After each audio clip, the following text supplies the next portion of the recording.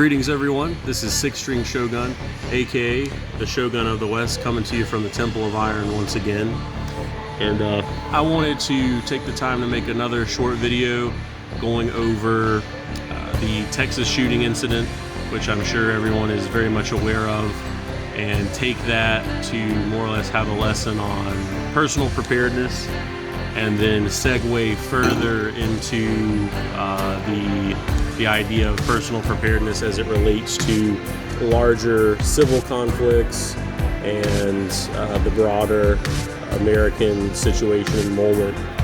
So the Texas situation really highlights something that I feel, at least for me personally, a lot of liberals and cucked individuals throughout my life have brought up when it comes to good guys, a good guy with a gun or good guys with a gun, and mass shooter situations in public. Basically the idea that, you know, an average civilian, even if they're a hobbyist or they have some training with a firearm, they're not properly equipped physically and mentally to take on a untrained, probably ill-equipped, overall mentally, mass shooter, and they stick by that. That's something that I remember back when Sandy Hook happened. Not just Sandy Hook, but then the Aurora movie theater shooting. That was what it was, the Aurora movie theater shooting, more so, where people that I knew made the argument basically saying,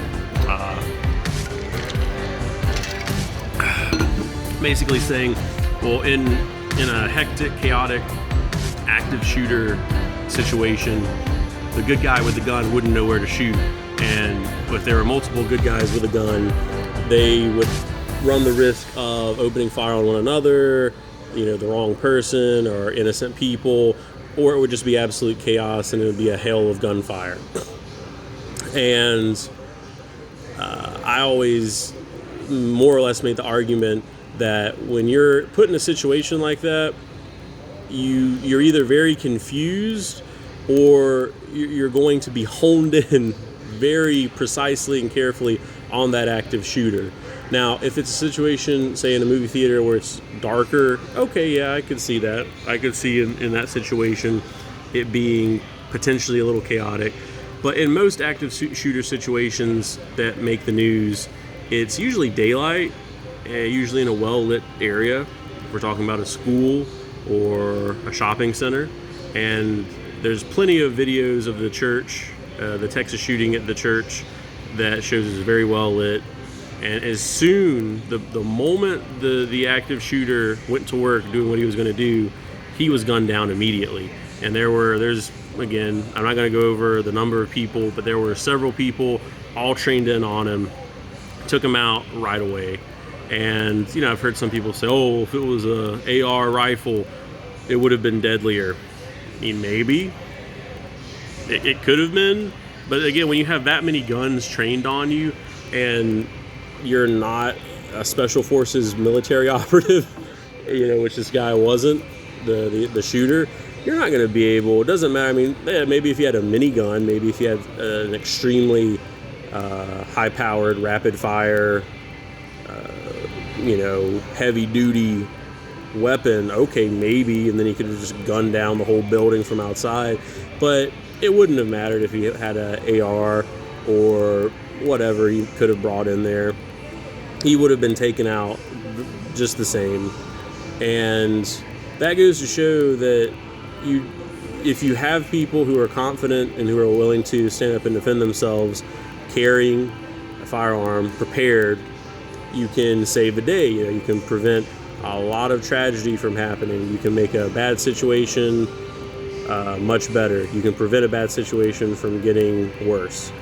So off of that, going into the realm further of personal preparedness, I truly believe that every man needs to carry a few things with him at all times, especially if you espouse to be a conservative and a defender of those around you and a man of the West. I think two of the items that every man should strive to always have with him if he's going out for an extended period, or even if you're not going out for an extended period, try to have these two items. And these, of course, would be some type of knife. Now, this is a Cold Steel Voyager XL, and you can tell, I mean, it's not even open. This is a massive knife. I guess for more scale, to put it up to me, it's huge. I mean, this isn't an ideal blade for EDC. I usually take this to the gym with me in case anything were to happen. If anyone was trying to pop off on me and try to kill me, this guy would do the trick. Just to show you, open it up. Very formidable weapon. I've used this as a hammer. I've abused this pretty severely over the years, and it keeps on ticking. The other item is a flashlight. This is an Olight. I don't know the exact model. Okay, it has right here. It's the S2A baton. Has a kind of rubberized handle for a good grip. You can, of course, pin it to your pocket, inside your hoodie. And it has several different modes of brightness. I want to say that this particular model goes up to, maybe get a better shot of it. There we go. Olight. Really great light company. It can be used as a makeshift weapon if needed. You'd be able to bash someone on the head. But it's just always a good idea to have a flashlight with you in case a situation arises where, it could potentially help save a life. If it's nighttime, you'd be able to see, maybe to help someone sooner. If you feel wary about a situation, actually, I'm gonna close this knife real quick. Okay, you'd be able to kind of survey an area outside, make sure everything was clear, and it's just a good deterrent as well, because a lot of Olights have a flash, a strobe function, and if you strobe even 500 lumens in someone's face, if they're coming up to you, that's going to shock them. That's going to make them recoil back and think about messing with you. And then, of course, just the practical application of being able to use it as a signal if you are down and out, your car gets messed up in some way and you're having to go walk on the side of the road, or if you need to signal to someone for whatever reason. Just two good items to have. A knife can get you in somewhere if there's an obstacle getting in somewhere, and it can get you out of situations. So knives are always good to have on your person. And I personally think a light, some type of flashlight, is also ideal. But then that goes into the final point about personal preparedness when it relates to defending yourself and others, and the broader situation, moment in American culture when it comes to potential civil war and defending your rights against the government if need be. And that's personal fitness. Now, I have always been very passionate about bodybuilding and powerlifting. I've kind of switched between the two over the years. You don't have to be one of those types of lifters or people to be personally prepared. And in fact, in an extended civil conflict situation, you ideally, or not ideally, but you probably wouldn't be able to maintain a large amount of muscle mass, and going to the gym to train wouldn't be anywhere on your list of priorities to achieve. But again, you can set a regimen for yourself. Getting in the gym, especially this time of year when a lot of people do, just basically striving for personal fitness is something that will require you to set a schedule. It'll require you to set incremental goals, because you're not just going to go from being super skinny and weak, or super obese and fat, to fit, strong, having good endurance, whatever your fitness goals are. You have to do it incrementally. So if you're doing that incrementally, you're gonna have to set down a schedule, time to come and train. You're gonna have to be moderate with your eating. You're gonna have to diet. You're going to have to incorporate some type of, cardio or metabolism acceleration, stimulus. I personally use the sauna a lot to get a good sweat out. I don't like cardio. My endurance is good though. I can do fairly high impact weightlifting, fast pace sets over an extended period of time and keep going. Now, I'm not a marathon runner by any means. And again, if you want to focus on running, that's fine.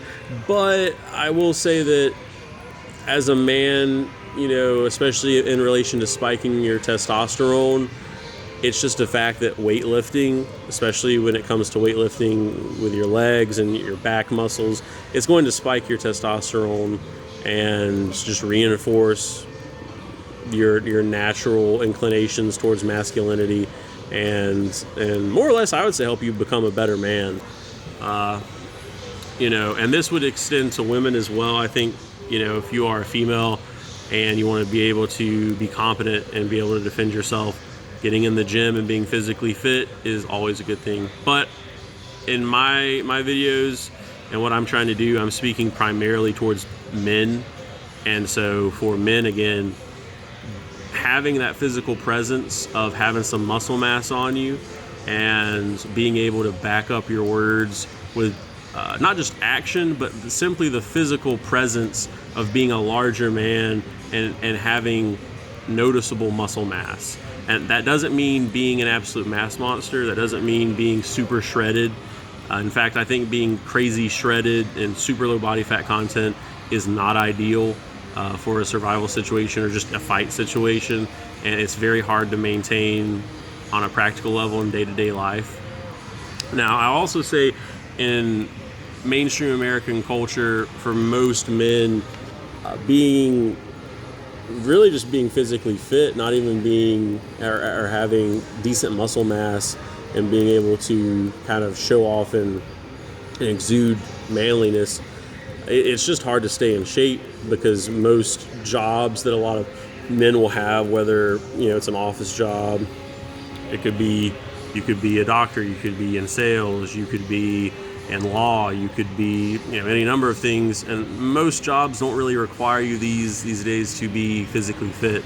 It's very easy to be just plain out of shape, let alone build up a physique of strength. So that's where you have to be more intentional about it. I'm a night owl, so I prefer to train at night. I know a lot of people prefer to get the morning training, and if that's when you have to do it, that's when you have to do it.